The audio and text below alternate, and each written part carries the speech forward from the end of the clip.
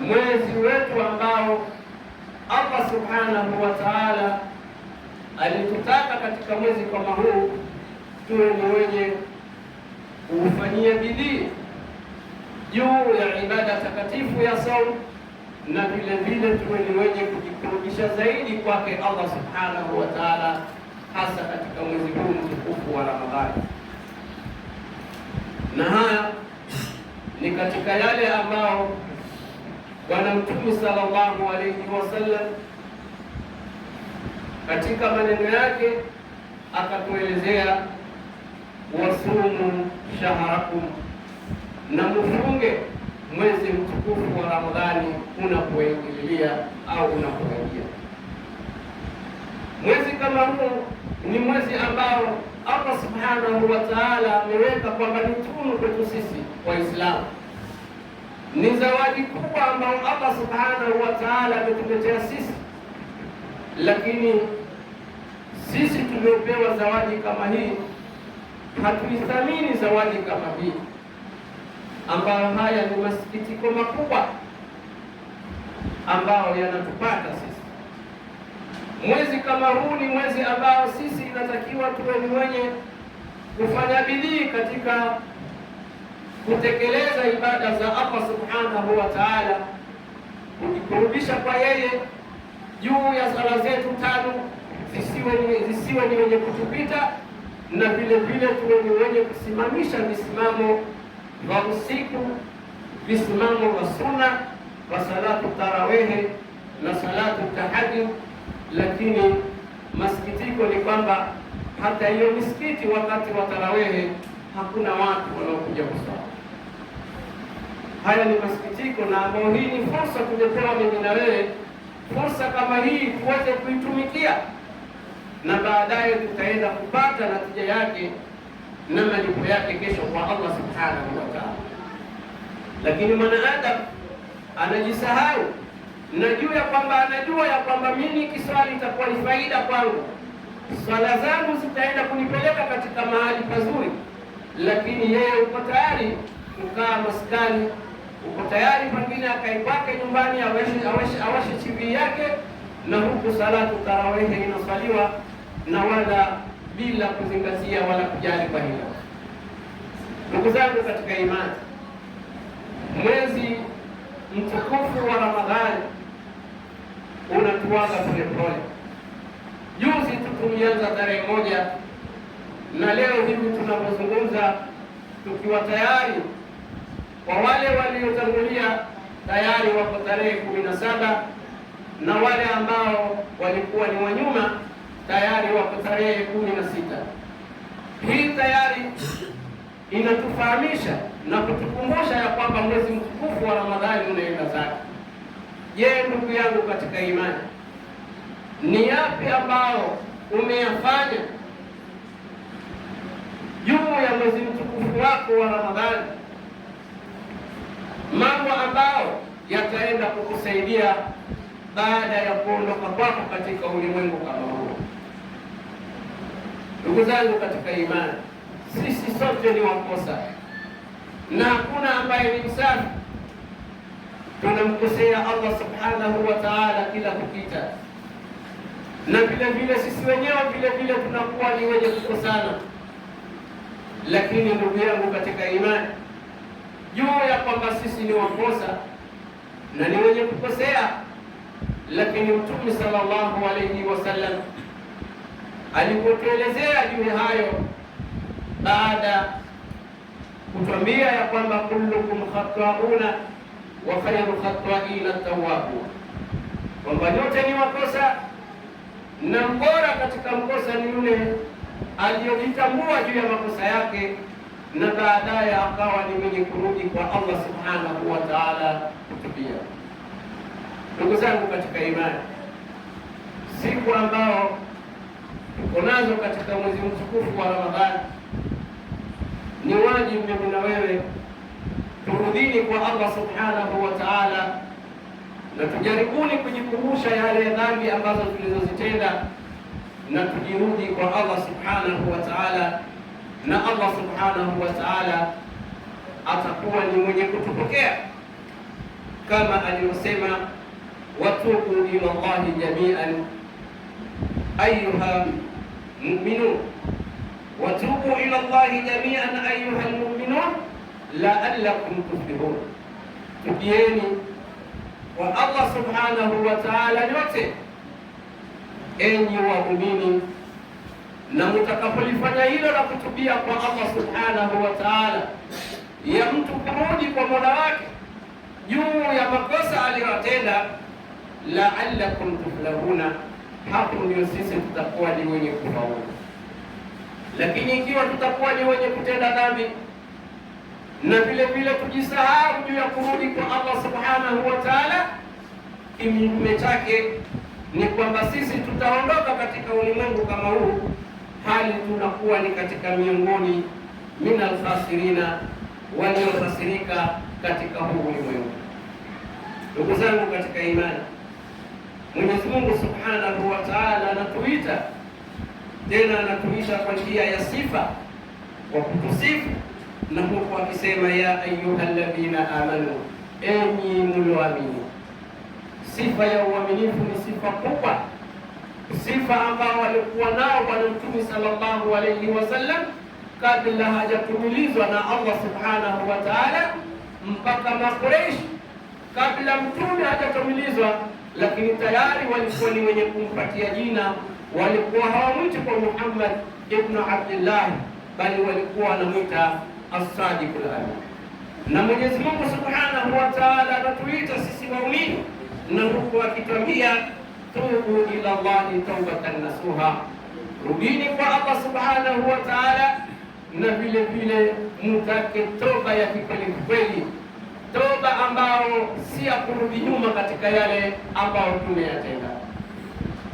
Na hii ndiyo toba ya kihakika, na ndiyo toba ambao Allah subhanahu wa ta'ala anaikubali pale mja wake anapokuwa ni mwenye kughafilika na akamkosea, na baadaye mja kama yule akawa ni mwenye kuyafahamu hayo ya kwamba mimi nimemkosea Allah subhanahu wa ta'ala, na akajiregesha kwa Allah subhanahu wa ta'ala, basi Allah subhanahu wa ta'ala anampatia msamaha wake.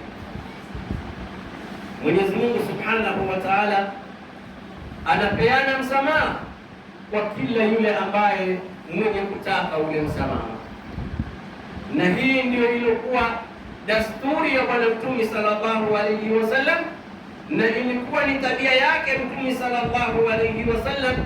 Kwa siku moja alikuwa anamuomba Allah subhanahu wa ta'ala msamaha, na anatubia kwa Allah subhanahu wa ta'ala zaidi ya mara 70 kwa siku.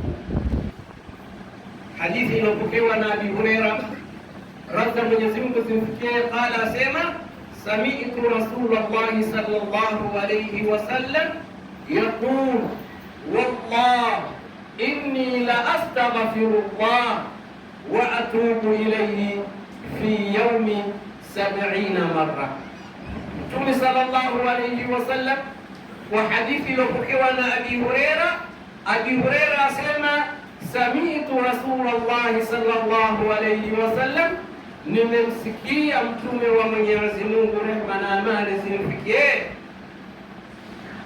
akisema wallah, na apa kwa jina la Allah subhanahu wa ta'ala, inni la astaghfirullah, hakika mimi ninaomba msamaha kwa Allah subhanahu wa ta'ala, wa atubu ilayhi, na ninatubia kwa Allah subhanahu wa ta'ala fi yawmi akthar min 70 marra, kwa siku moja zaidi ya mara 70.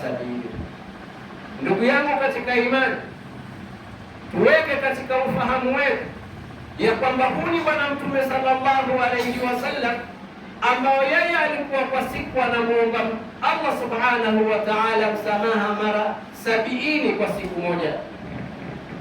Na mtume huu ambao tunamzungumza ndio yule ambao Allah subhanahu wa ta'ala alimwambia inna fatahna laka fatahan mubina liyaghfira laka Allahu ma taqaddama min dhanbika wa ma ta'akhkhara. Mtume huu ndio yule ambao Allah subhanahu wa ta'ala amemwambia ya kwamba mimi nimekusamehe dhambi zako ulizozifanya na dhambi ambazo bado hujazifanya tayari nimekupatia msamaha. Lakini juu ya kwamba Mtume sallallahu alayhi wasallam Allah ameshafahamisha ya kwamba mimi nimekusamehe madhambi uliyofanya na madhambi ambayo bado hujatenda pia nimekusamehe. Lakini Mtume sallallahu alayhi wasallam hakuacha kuomba msamaha, hakuacha kuomba toba kwa Allah subhanahu wa ta'ala. Ndugu yangu katika imani unaonisikiliza, ni lipi ambalo Mtume sallallahu alayhi wasallam alikuwa analitaka kwa Allah subhanahu wa ta'ala, na hali ikiwa Allah subhanahu wa ta'ala ameshamwelezea katika kitabu chake Qur'an ya kwamba mimi nimekusamehe uliyotenda na ambayo hujayatenda. Lakini Mtume sallallahu alayhi wasallam alikuwa anataka kukufunza wewe na mimi juu ya kwamba kila wakati turudini kwa Allah subhanahu wa ta'ala. Sisi hatukukamilika, sisi tuko na mapunguani na madhaifu. Kwa hivyo inatakiwa kila wakati turudini kwa Mwenyezi Mungu subhanahu wa ta'ala juu ya kumuomba Allah subhanahu wa ta'ala msamaha wake na juu ya kumuomba Allah subhanahu wa ta'ala toba. Katika riwaya nyingine vile vile, riwaya ambayo imekuja ya kwamba Mtume sallallahu alayhi wasallam kwa siku moja alikuwa anaomba msamaha na kukutubia kwa Allah subhanahu wa ta'ala zaidi ya mara 100. Riwaya iliyokuja ya pili ni kwamba Mtume anasema, ya ayuhan nasu tubu ila Allah wastaghfiruhu fa inni atubu fi yawmi 100 marra. Katika mapokezi ya pili kwamba Mtume sallallahu alayhi wasallam anatuita sisi sote na huku akitwambia, ya ayuhan nas, enyi watu, tubu ila Allah, tubieni kwa Mwenyezi Mungu, wa astaghfiruhu, na muombe msamaha kwake yeye, fa inni atubu fi yawmi 100 marra, hakika mimi mtume wenu ninamuomba Allah subhanahu wa ta'ala msamaha na kutubu kwake yeye kwa siku zaidi ya mara 100. Kwa hivyo ndugu yangu katika imani, haya ni mafunzo makubwa ambayo Mtume sallallahu alayhi wasallam anatufunza mimi na wewe, kwamba kila wakati turudini kwa Allah subhanahu wa ta'ala na kuomba msamaha wake na Allah subhanahu wa ta'ala.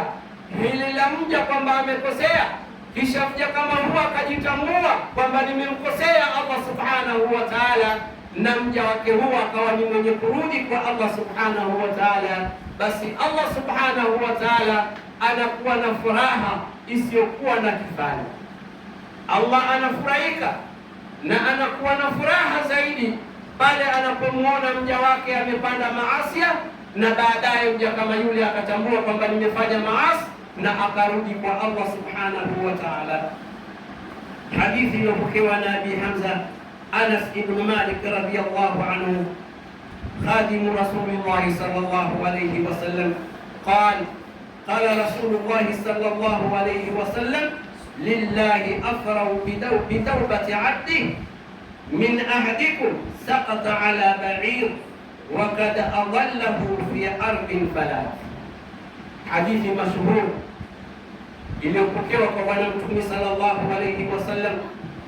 Hadithi kama hii Mtume sallallahu alayhi wasallam anatufahamisha na kutueleza mimi na wewe ya kwamba Mwenyezi Mungu ana furaha zaidi kuliko yule mmoja wenu, kwamba Allah ana furaha zaidi kuliko pindi anapokuwa mja amerudi kwake na kuomba toba. Basi Allah ana furaha zaidi kuliko yule mmoja wenu ambao ameangushwa na farasi wake, yuko katika safari yake, safari nzito, safari ndefu, na kipando chake ni farasi wake, na ndani au juu ya farasi wake ndio alikuwa amembebesha chakula chake na kinywaji chake, na baadaye farasi kama huo akawa ni mwenye kumwangusha, na baadaye farasi akawa ni mwenye kutoweka na kumpotea, na mpaka akawa sasa amejaribu kumtafuta na amemkosa, akawa ameshakata tamaa. Njaa imembana, chakula kimeenda na farasi, kiu imembana, maji yameenda na farasi, na huku hajui atajisaidia kwa kupitia njia gani.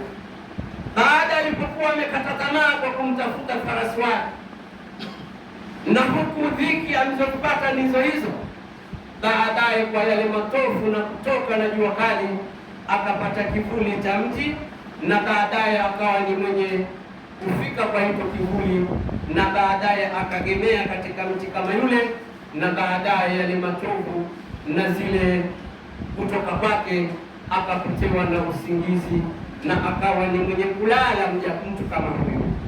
Na baada alipokuwa ni mwenye kulala, baadaye wakati usingizi anaendelea nao, usingizi wa kutoka, lakini baadaye usingizi ulipomwishia, alipofungua macho akamkuta farasi wake amemsimamia, anamsubiri yeye.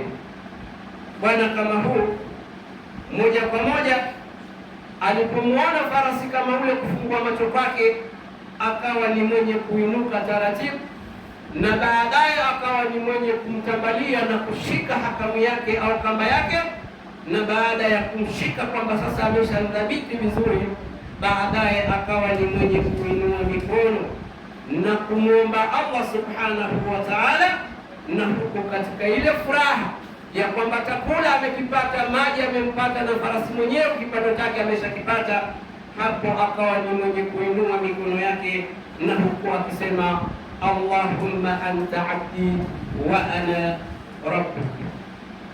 Huyu mja akainua mikono na huko amwambia Mwenyezi Mungu, anta abdi, wewe Mwenyezi Mungu ni mola, ni mja wangu, wa ana rabbuka, na mimi ni mola wako.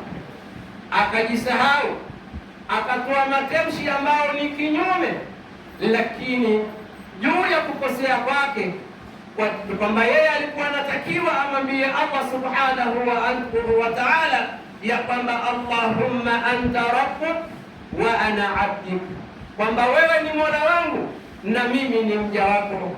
Lakini bwana kama huu akamuomba Allah subhanahu wa ta'ala, na huku akikosea akimwambia, Mwenyezi Mungu, wewe ni mja wangu na mimi ni mola wako. Kwa hivyo wenye kusema wanasema akhtaa min shiddati al-farh. Huyu bwana alikosea, lakini kule kukosea kwake alikosea kulingana na furaha, zilikuwa ni furaha zisizokuwa na kifani. Kwa hivyo kwa hadithi kama hii ni kwamba Mwenyezi Mungu subhanahu wa ta'ala, mtume anasema Mwenyezi Mungu ana furaha zaidi kuliko mja huo ambao alipata kisa kama. Kwa hivyo angalia Allah subhanahu wa ta'ala namna anavyotupenda mimi na wewe pale tunapokuwa ni wenye kumkosea, kisha sisi tukalitambua hilo na tukarudi kwa Allah subhanahu wa ta'ala, basi Allah subhanahu wa ta'ala hilo analipenda, na Allah anakuwa na furaha zaidi juu ya mja wake yule. Ndugu zangu katika imani, sisi ni watu wa kukosea wa kila wakati. Hakuna ambaye hakosei. Kuamka kwetu mpaka kulala kwetu tunakuwa tuko ndani ya madhambi. Kwa hivyo inatakiwa kila wakati mtu awe ni mwenye kukariri kilima astaghfirullah, astaghfirullah, astaghfirullah. Hiki ni kilima ambacho Bwana Mtume sallallahu alayhi wasallam alikuwa anakileta zaidi ya mara 100 au zaidi ya mara 70. Kwa hivyo mimi na wewe tunatakiwa tuwe ni mwenye kumwomba Allah subhanahu wa ta'ala istighfari zaidi ya vile yeye alikuwa akileta. Ndugu zangu katika imani, Mwenyezi Mungu subhanahu wa ta'ala ya kwamba hili jambo la yeye kupeana msamaha wake kwa waja wake ni jambo ambalo Bwana Mtume sallallahu alayhi wasallam anazidi kutuelezea katika mapokezi yaliyokuja na Abi Musa Abdullah ibn Qais al-Ashari radiyallahu anhu anna an-nabiy sallallahu alayhi wasallam qala inna Allah ta'ala yabsutu yadahu bil-layli liyatuba musii'u an-nahar wa yabsutu yadahu bin-nahar liyatuba musii'u al-layl hatta tatlu'a ash-shamsi min maghribiha. Mtume sallallahu alayhi wasallam wa hadithi imepokewa na Abi Musa al-Ashari radiyallahu anhu anna nabii sallallahu alayhi wasallam, kwamba mtume wa Mwenyezi Mungu rehma na amani zimfikie, qala, mtume anatwambia, inna Allaha ta'ala, hakika Mwenyezi Mungu aliyetukuka, yabsutu yadahu billayl, anainua Mwenyezi Mungu mikono yake wakati wa usiku, liyatuba musii'u nahar, ili awapatie msamaha wake na awe ni mwenye kuwafutia madhambi yao wale ambao waliofanya dhambi kwa wakati wa usiku. Yani Mwenyezi Mungu Subhanahu wa Ta'ala anainua mikono yake inapofika usiku ili awasamehe wale watu waliofanya dhambi wakati wa mchana. Wayabsutu yadahu bin nahari liyatuba musii'u layli, na vile vile inapofika mchana Mwenyezi Mungu vile vile anainua mikono yake ili aweze kuwasamehe wale waliofanya dhambi kwa wakati wa usiku. Na hali hii au dasturi hii na tabia hii juu ya Allah Subhanahu wa Ta'ala, kwa yeye anakuwa ni mwenye kuendelea ya kwamba kila inapofika usiku anakuwa tayari kuwasamehe waliofanya dhambi wakati wa mchana, na inapofika mchana Mwenyezi Mungu anakuwa tayari kuwapatia msamaha wale waliofanya madhambi wakati wa usiku. Hatta tatlu'a ash-shams min magharibiha, mtume anasema kwamba mtume Mwenyezi Mungu anaendelea na hali kama hiyo katika masiku yetu yote mpaka pale jua litakapokuwa ni wenye kutoka sehemu ya magharibi, na sehemu hiyo ni sehemu ambao au wakati kama huo ni wakati ambao msamaha wa yoyote yule hatakuwa ni mwenye kukubaliwa. Ndugu yangu katika imani, tufanyeni haraka mimi na wewe turudi kwa Allah Subhanahu wa Ta'ala kabla jua halijakuwa ni wengi kutoka katika maeneo ya magharibi. Na hii imepokewa kwa Bwana Mtume sallallahu alayhi wasallam katika mwisho wa zama, ni jua kwamba litatoka magharibi lielekee mashariki, ambao leo dasturi na tabia ni kwamba jua linatoka huku na linaenda huku, lakini siku ya Kiyama ambao ndio siku ya kwamba dunia imeisha, basi jua litatoka huku na liende huku, na hapo itakuwa hakuna tena msamaha. Hata ukataka msamaha mara milioni moja, lakini msamaha huo hautokubaliwa mbele ya Allah Subhanahu wa Ta'ala. Kwa hivyo ndugu zangu katika imani, tunapofika usiku tujiregeshe kwa Allah Subhanahu wa Ta'ala na kuomba msamaha wakati wa usiku, na Allah yuko tayari kutusamehe. Na tunapofika hii mchana vile vile, kwa lile ulilofanya rudi kwa Allah Subhanahu wa Ta'ala, na Allah Subhanahu wa Ta'ala atakuwa ni mwenye kukusamehe. Na Bwana Mtume sallallahu alayhi wasallam akiendelea tena kutuelezea ya kwamba toba inakubaliwa pale ya kwamba jua halijatoka magharibi na kuelekea mashariki. Mtume sallallahu alaihi wasallam katika mapokezi yaliyopokewa na Abi Huraira anatuambia, qala Rasulullah sallallahu alaihi wasallam, man taba qabla tatlu'a ash-shamsi min maghribiha taba Allahu alayhi. Mtume anatuambia, man taba qabla an tatlu'a ash-shams min maghribiha, yoyote yule ambaye atajiregesha kwa Allah Subhanahu wa Ta'ala na ataketoka kwa Allah Subhanahu wa Ta'ala kabla jua halijatoka magharibi, basi Mtume anatuhakikishia akikwambia taba Allahu alayhi, mtu kama huyo moja kwa moja toba yake Allah anaikubali.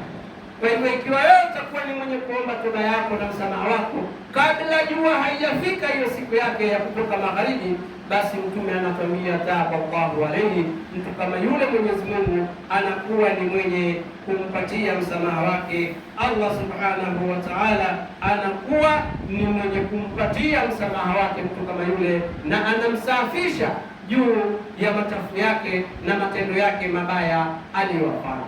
Na kwamba Allah Subhanahu wa Ta'ala kitendo hiki cha mtu kurudi kwake anakipenda sasa, anakipenda zaidi Allah Subhanahu wa Ta'ala. Ndio Allah Subhanahu wa Ta'ala wakati mwingine kwa kitendo hiki kwamba anakipenda, hata ikiwa mtu amefanya madhambi kwa muda mrefu, amefanya dhambi kwa muda wake mrefu, pengine kuanzia ujana wake mpaka sasa anazeeka, lakini akajijua na akarudi kwa Allah Subhanahu wa Ta'ala, basi Mwenyezi Mungu anamsamehe na anamsafisha bwana kama huu. Na aya inatuambia ya kwamba Mwenyezi Mungu anasema yubaddilu Allahu sayyi'atihim hasanat, yale machafu yake yale maovu yake aliyotenda katika ujana wake, na mpaka kufika hali kama ile, kwa vile amerudi kwa Allah, Mwenyezi Mungu anabadilisha maovu yake na matafu yake, anafanya hasanati ya kwamba ni mema. Angalia kitendo cha Allah subhanahu wa ta'ala juu ya kukubali msamaha kwa waja wake.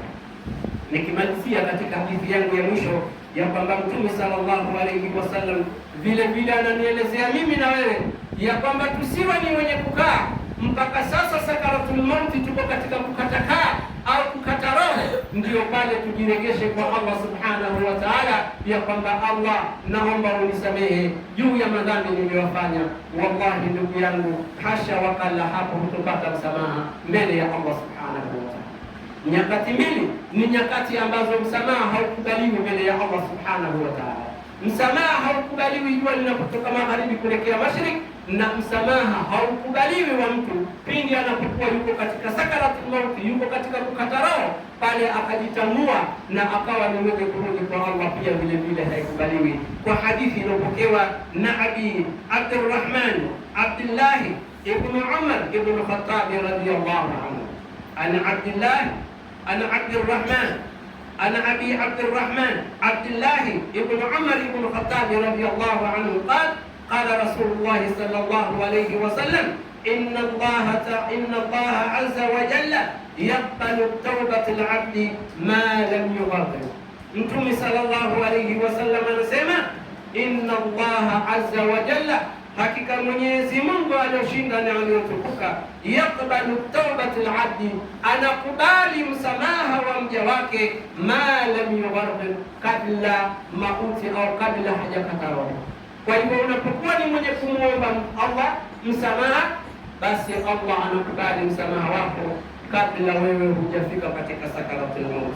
Na hii ni kumaanisha ya kwamba ndipo pale Firauna laanatullahi alayhi, wakati alipokuwa sasa bahari ndio inaanza kummaliza, alimtambua Allah subhanahu wa ta'ala, na akawa ni mwenye kupiga ukelele mkubwa, na huku akisema amantu bi rabbi Musa wa Haruna, nimemwamini Mungu wa Musa na Mungu wa Harun. Lakini Allah anamregeshea alana waqad asaitu min qabl, hivi sasa ndio unanikumbuka na unanielewa, na hali ikiwa wewe tayari umeniasi kwa muda mrefu.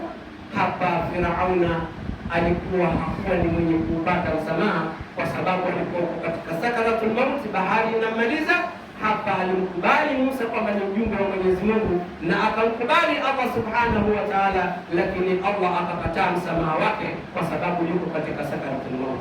Kwa hivyo ndugu yangu katika imani, tusiwe ni wenye kujisahau mpaka tukafika ya kwamba sasa roho zinatutoka, yale maovu yetu na matafu yetu tumeletewa katika sakaratul mauti, ndio hapo ukatamani kurudi kwa Allah subhanahu wa ta'ala, na wakati ukawa ni mwenye kutumalizikia. Kwa hivyo ndugu yangu katika imani, tufanyeni haraka juu ya kurudi kwa Allah subhanahu wa ta'ala. Wasari'u ila maghfiratin min rabbikum wa jannatin arduha as-samawati wal ardi u'iddat للمتقين. بارك الله لي ولكم في القرآن العظيم، ونفعني وإياكم بالآيات والذكر الحكيم، وتقبل مني ومنكم تلاوته إنه هو السميع العليم. أقول قولي هذا، أستغفر الله لي ولكم ولسائر المسلمين فاستغفروه إنه هو الغفور الرحيم وهو البر الكريم، فاستغفروه.